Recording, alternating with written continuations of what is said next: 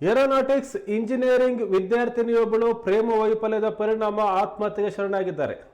ದಕ್ಷಿಣ ಕನ್ನಡ ಜಿಲ್ಲೆಯ ಬೆಳ್ತಂಗಡಿ ತಾಲೂಕಿನ ಧರ್ಮಸ್ಥಳ ಮೂಲದ ಏರೋನಾಟಿಕ್ಸ್ ಇಂಜಿನಿಯರಿಂಗ್ ವಿದ್ಯಾರ್ಥಿನಿ ಆಕಾಂಕ್ಷ ಎಸ್ ನಾಯರ್ ಪ್ರೇಮ ವೈಫಲ್ಯದಿಂದ ಆತ್ಮಹತ್ಯೆ ಮಾಡಿಕೊಂಡಿದ್ದಾರೆ ಅನ್ನೋದು ಗೊತ್ತಾಗಿದೆ.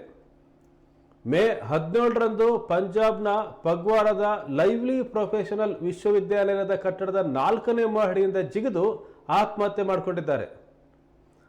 ಮೃತ ಆಕಾಂಕ್ಷ ಅವರು ಇದೇ ವಿಶ್ವವಿದ್ಯಾಲಯದ ಪ್ರಾಧ್ಯಾಪಕ ಬಿಜಿಲ್ ಮ್ಯಾಥ್ಯೂ ಅನ್ನೋರನ್ನ ಪ್ರೀತಿಸ್ತಾ ಇದ್ರು. ಪ್ರಾಧ್ಯಾಪಕ ಬಿಜಿಲ್ ಮ್ಯಾಥ್ಯೂ ಕೇರಳದ ಕೊಟ್ಟಾಯಂ ನಿವಾಸಿ. ಇವರು 2 ಮಕ್ಕಳ ತಂದೆ.